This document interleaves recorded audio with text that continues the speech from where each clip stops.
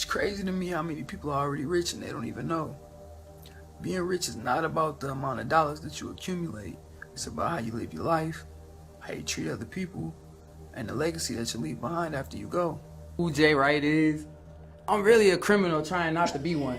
I'm so honest about it. Like I've been arrested for 26 violent felonies. Oh my God. All violent. Who are you fighting? Everyone. I love to fight. It's my favorite thing to do. That is my problem. And I'm one of those people that really stand You on are what not I a true believe. light-skinned person because they No, don't I'm be not. trying to get dirty Listen, I and am fight. light-skinned with dark-skinned tendencies. Okay, I got you. I don't act nothing like anybody else that look like me. I like follow to fight. you. I do all bad things on accident, but it's because I stand for things though. So Okay, I can see that. I'm gonna protect my family and my friends at all costs, no matter what that means for me. And I really stand by that. So if I gotta go to jail behind that, die behind that, or kill behind that, I'm a man and I really stand on that. So This is Justin Wright, a 33-year-old multi-platinum songwriter who worked with hip-hop's biggest names. But on Mother's Day 2021, his 20-year-old girlfriend, Wana Bibbs, was found shot dead in his family's Iowa home. A very trivial dispute over $70. Justin Wright wasn't just another name in the industry. He was someone who'd carefully constructed an image of success and legitimacy. Starting in 2011, Wright founded Camp Entertainment Worldwide, positioning himself as a key player in hip-hop production.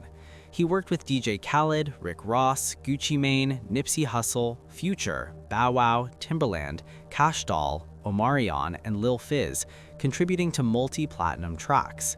Wright was the behind-the-scenes producer whose influence shaped modern hip-hop sound. You like the industry, man?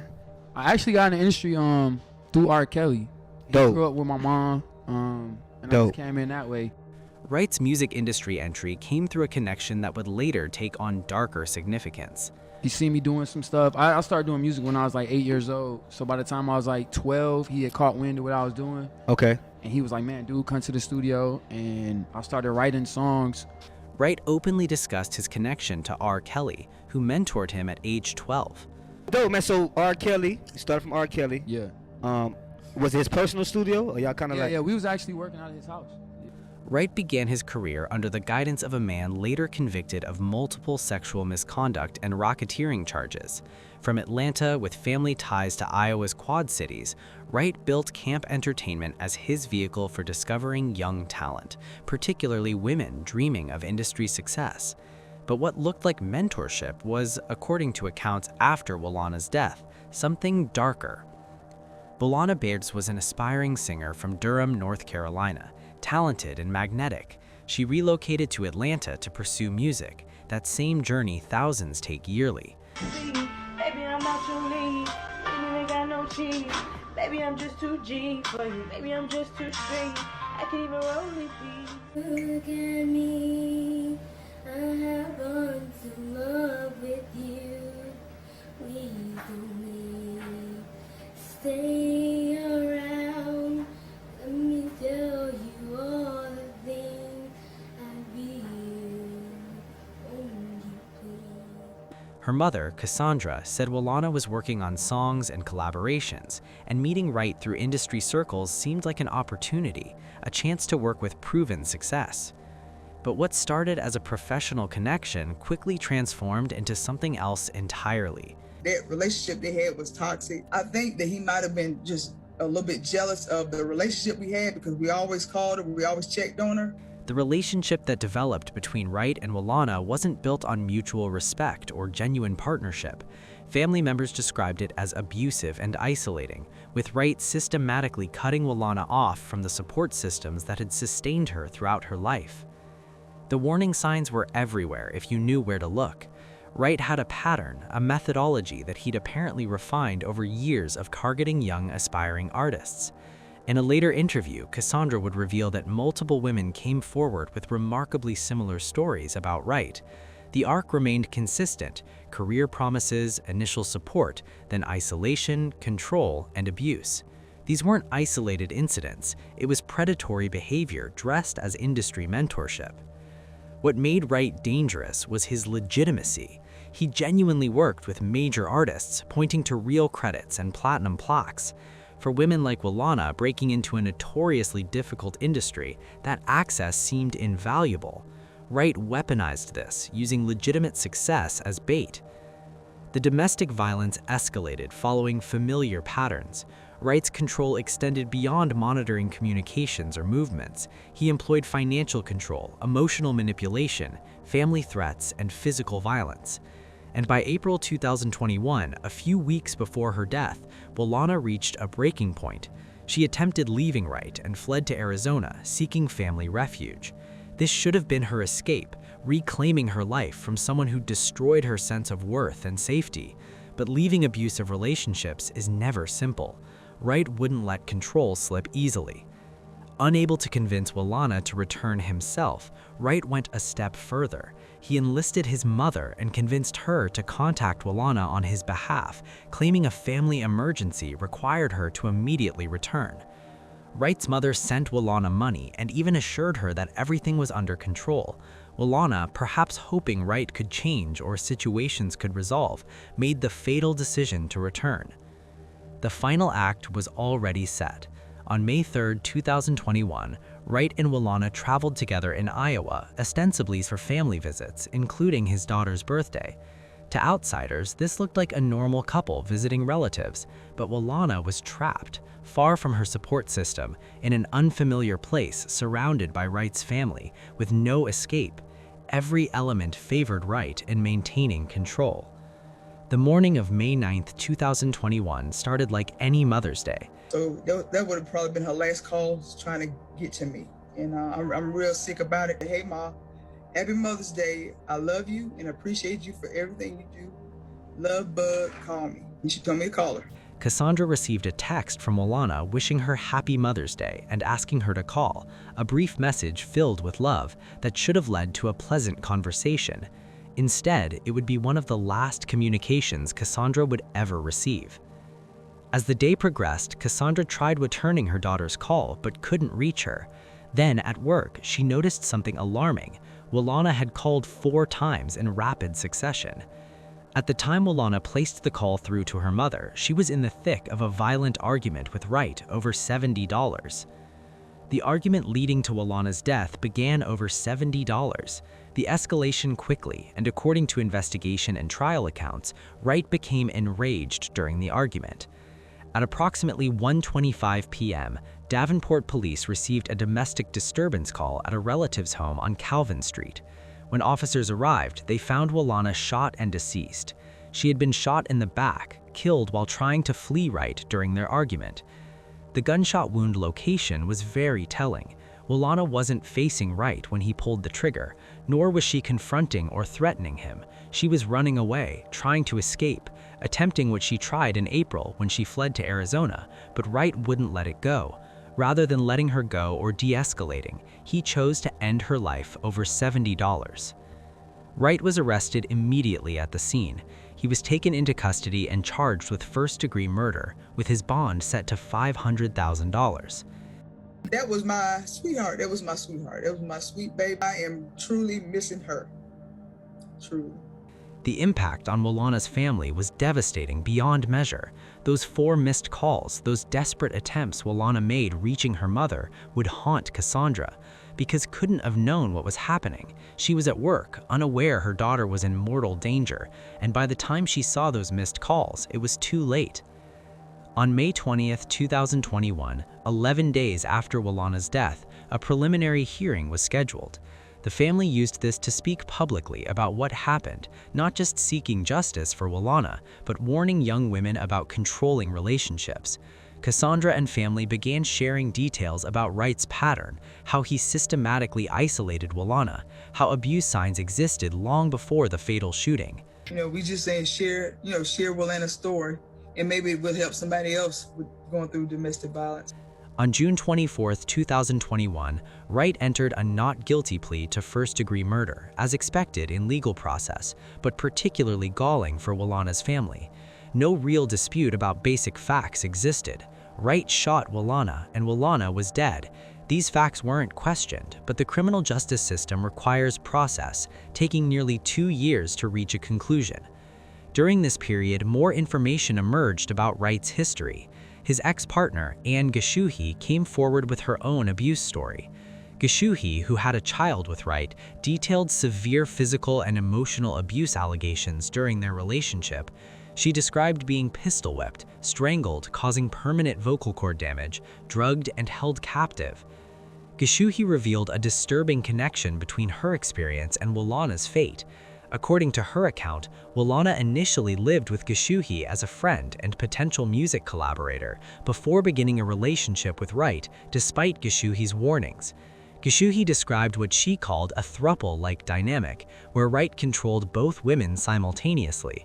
If true, this suggested Wright's abuse pattern wasn't just serial, but sometimes involved multiple victims simultaneously, creating complex dynamics where victims became complicit in controlling each other. Following Geshuhi's revelation, other accounts began surfacing. Multiple women came forward with similar stories about Wright's controlling behavior, his tendency to target young aspiring singers, and his use of career promises as manipulation tools. One anonymous ex described Wright as someone monitoring all communications, damaging credit and finances, and becoming violent when challenged. Allegations also included physical abuse towards his own mother, including allegedly hitting her with a chair. What made these accounts particularly credible was their consistency. These women didn't know each other, weren't coordinating stories, and came forward at different times through different channels. This was clearly a pattern, a methodology Wright refined over years targeting vulnerable young women in the music industry. The trial finally began on March 27, 2023, nearly 2 years after Walana's death. The wait had been excruciating for her family, watching as the legal system slowly ground through its procedures while their daughter's killers sat in jail. The prosecution's case was straightforward and devastating.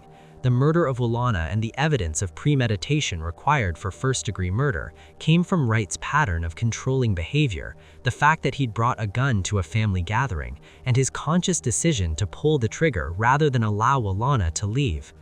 The defense presumably had to work with very limited material. How do you defend someone who killed an unarmed woman over $70? How do you explain shooting someone in the back as they tried to run away? The details of the defense's strategy aren't extensively documented in public records, but it clearly failed to persuade the jury that Wright deserved anything less than a first-degree murder conviction. An update in a murder trial out of Scott County. 33-year-old Justin Wright was found guilty of killing his then-girlfriend, 20-year-old Wana Bibbs. This happened in May of 2021 in a house on Calvin Street where Bibbs was shot and killed. A jury found Wright guilty on first-degree murder charges, and he is scheduled to be sentenced on June 14. On April 10, 2023, after approximately 90 minutes of deliberation, the jury returned with a verdict: guilty of first-degree murder. For Walana's family, the guilty verdict had to bring some measure of relief, though nothing could truly compensate for their loss, and the man who had taken their daughter from them would be held accountable.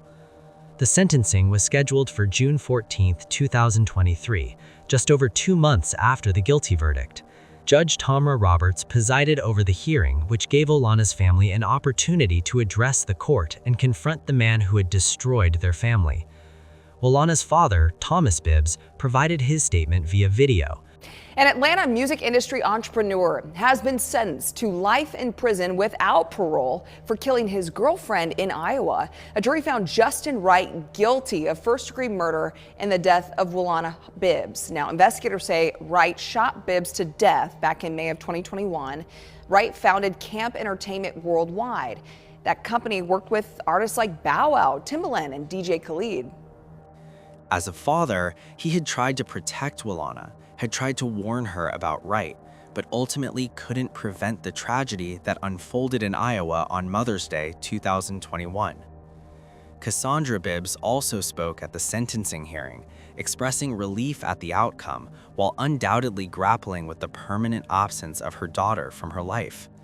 She had been one of the most vocal advocates for raising awareness about domestic violence in the wake of Walana's death, using her grief as motivation to potentially save other young women from similar fates. Wright himself declined to speak at the sentencing, offering no apology, explanation, or acknowledgement of the devastation he had caused. even facing life in prison, even after being convicted of murdering a 20-year-old woman over $70, he apparently felt no need to express remorse or take responsibility for his actions. Wright's mother made a request to say goodbye to her son, but the request was denied. This might seem harsh at first glance, but remember that according to multiple accounts, Wright's mother had been part of the manipulation that brought Wana back from Arizona in April 2021. She had allegedly contacted Wana, claiming there was a family emergency, sent money, and helped convince her to return to Wright. Whether she understood the danger she was placing Wana in or not, her actions had directly contributed to the situation that led to Wana's death. Judge Roberts imposed the mandatory sentence for first-degree murder in Iowa, life in prison without the possibility of parole. Wright would spend the rest of his natural life in an Iowa prison, never again walking free, never again having the opportunity to harm another young woman the way he had harmed Wana and apparently numerous others before her. The music career he'd built over decades, the platinum plaques and industry connections, the work with DJ Khaled and Rick Ross in Future, all of it was over. Wright would never produce another song, never attend another industry event, never mentor another aspiring artist. His legacy would not be his musical contributions, but rather the violent end he brought to a promising young life over an argument about $70. Wright filed an appeal shortly after his sentencing in June 2023, as is common in serious criminal cases.